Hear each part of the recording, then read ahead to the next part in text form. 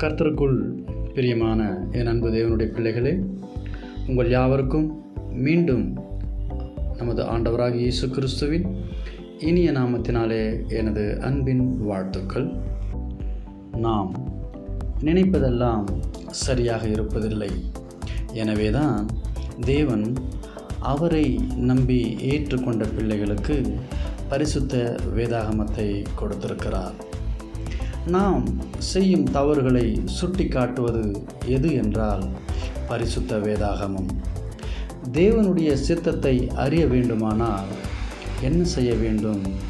நாம் பரிசுத்த வேதாகமத்தை படித்து அறிந்து கொள்ள வேண்டும். நீதி நிமித்தம் துன்பப்படுவோமானால் நம்மை தேற்றுவது பரிசுத்த ஆவியானவர். நீதி இல்லாமல் துன்பப்படுவோமானால் நம்முடைய ஆசையும் உலக இச்சையுமே அதற்கு முழு காரணம். நீதி நிமித்தம் துன்பம் என்றால் கர்த்தருக்கு பயந்து வாழ்ந்தும் துன்பம் வருகிறது. இப்படி நேர்மையாக இருந்து நாம் படுகிற துன்பம் கர்த்தருடைய ராஜ்யத்திற்கும் தேவனை நாம் மகிமைப்படுத்துவதற்கு சமமாக இருக்கிறது. அநியாயத்தின் நிமித்தம் துன்பம் என்பது நாம் செய்கின்ற சூழ்ச்சியும் பொல்லாத தந்திரத்தினால் வருகின்ற பலன்தான் அநியாயத்தின் நிமித்தம் வருகின்ற துன்பம். ஆம், இதை நாம் எப்படி அறிவது? நீதி நிமித்தம் துன்பம் என்பது தேவனிடம் முறையிடுவது. தேவனே, நான் தீங்கு ஒன்றும் செய்யாமல் தீமையை அனுபவிக்கின்றேன். அநீதி நிமித்தம் என்பது பொல்லாத கிரியை நிமித்தமும் பிறர் சமாதானத்தை கெடுப்பதும். இப்படி செய்யும் இந்த பொல்லாத குணங்களுக்குத்தான் அநீதியினால் வருகின்ற துன்பம். நம்முடைய தேவன் யதார்த்தமான தேவன். நல்லதை நல்லதென்றும் கெட்டதை கெட்டதென்றும் தீமையானதை தீமையானதென்றும் நம்முடைய உணர்வு நமக்கு சொல்லும்படியாகத்தான் ஒவ்வொரு மனிதனுடைய இருதயத்திலும் மனசாட்சியை தேவன் உண்டு பண்ணியிருக்கின்றார்.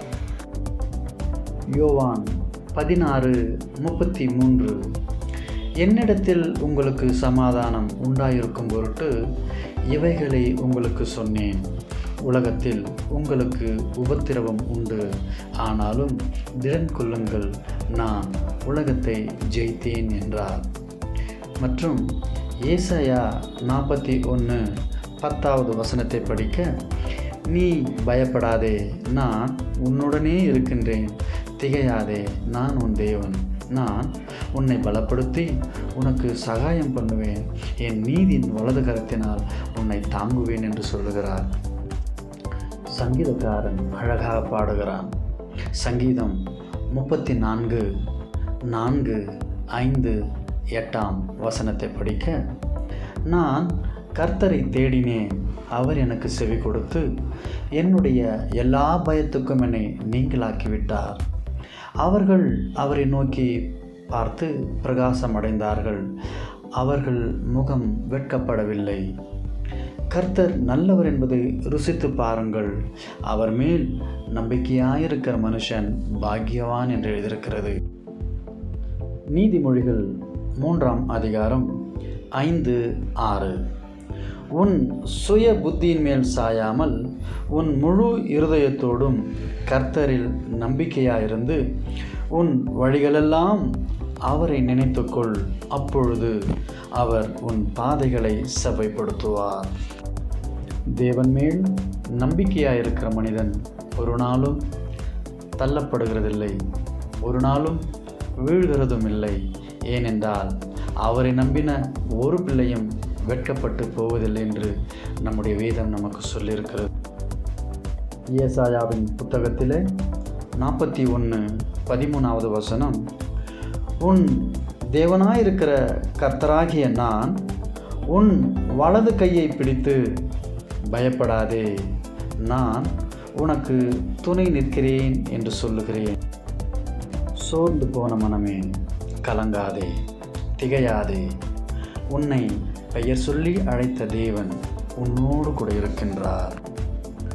1 பேதுரு 5:6-7 ஆகையால் ஏற்ற காலத்திலே தேவன் உங்களை உயர்த்தும்படிக்கு அவருடைய பலத்த கைக்குள் அடங்கியிருங்கள். அவர் உங்களை விசாரிக்கிறவரானபடியால் உங்கள் கவலையெல்லாம் அவர் மேல் வைத்து விடுங்கள். ஆகவே நம்மீது இருக்கின்ற எல்லா பாரத்தையும் கிறிஸ்து இயேசுவின் நாமத்தினாலே அவரிடத்தில் சமர்ப்பிப்போம்.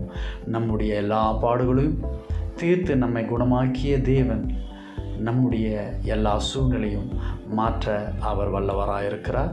கேட்ட உங்கள் யாவரையும் ஆண்டவர் தாமே ஆசீர்வதித்து வழி நடத்துவாராக. ஆமேன்.